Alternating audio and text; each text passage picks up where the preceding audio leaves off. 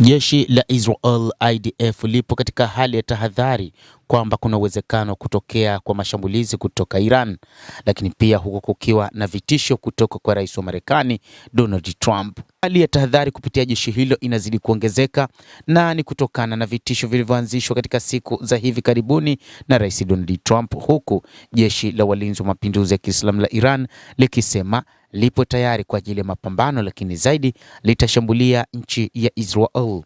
Haya yanajiri huku kukiwa na ongezeko la vitisho kwa Trump dhidi ya Tehran, kwani alidai kuwa hii ni fursa yao ya mwisho kusaini makubaliano. IDF imeendelea kudumisha kiwango cha juu cha utayari wa uwezekano wa mapambano dhidi ya Iran, afisa mkuu wa usalama aliambia shirika la habari la Wala mnamo jana Jumatatu.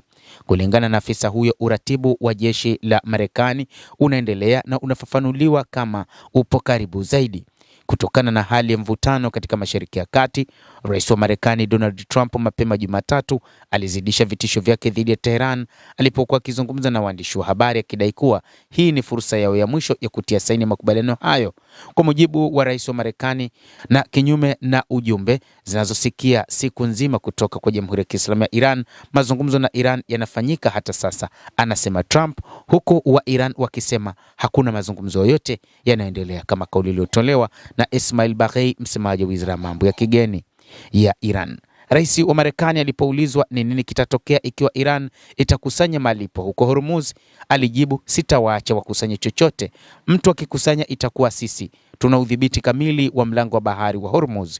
Tuna kile kinachoitwa kizuizi cha majini kupitia jeshi letu. Hakutakuwa na mkusanyo wowote, anasema rais huyo wa Marekani bwana Donald Trump. Wakati mzozo ukiendelea, shinikizo kwa Marekani kufikia makubaliano linaongezeka. Kando na taarifa za Trump, CBS News imeripoti kwamba rais wa Marekani hana nia ya kupanua vita, lakini anataka kutumia shinikizo ili kupata faida katika mazungumzo, na kwamba anatoa vitisho kwa wa Iran, licha ya kwamba sasa hivi wa Iran ni kama vile wameshazoea vitisho vyake na hawana uoga kabisa dhidi ya vitisho vya rais wa Marekani bwana Donald Trump. Wa Iran wanasema katika nyakati ambazo ulimwengu hautaamini ni wakati huu, wao wapo tayari kabisa kwa ajili ya mapambano. Kulingana na ripoti ambayo ilitegemea vyanzo vya Iran, mfululizo wa vitisho na kurudi nyuma kwa Trump baada ya kuweka makataa mnamo Aprili, Mei na Juni ambayo hakutekelezwa iliimarisha hisia za uongozi ndani ya Iran, lakini pia kuimarisha jeshi la IRGC kwamba wakati huu hawana wasiwasi kabisa na kauli hizo zinazotolewa wakati wote na rais Donald Trump, huku White House kimsingi ikitaka kuboresha msimamo wake katika meza ya mazungumzo badala ya kuanzisha kampeni pana ya vita.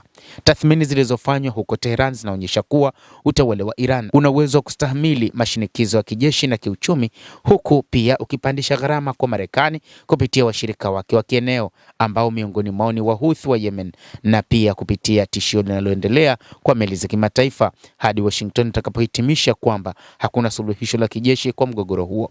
Vyanzo vya habari nchini Iran viliambia shirika la habari la Wala kwamba hisia za sasa mjini Tehran ni kwamba wakati unafanya kazi kwa niaba ya Iran, na wakati kadri makabiliano yanavyoendelea ndivyo shinikizo kwa Marekani litakavyokuwa kubwa kufikia makubaliano. Hili linawafanya Israel kuhakikisha kwamba wanakuwa tayari na wanajipanga kwa ajili ya mapambano yenye uwezekano, licha ya kwamba kwa sasa rais wa Marekani Donald Trump anachokisaka ni amani pekee, kutokana na kwamba mzozo wa Iran umepelekea Marekani kuingia katika hali ya kuyumba kwa uchumi wake na silaha zake nyingi kuharibiwa huko Mashariki ya Kati katika maeneo yenye ngome za kijeshi.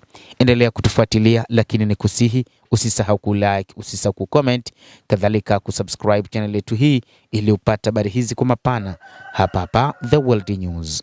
Mimi ni Adam Hussein, endelea kuwa nasi wakati wote.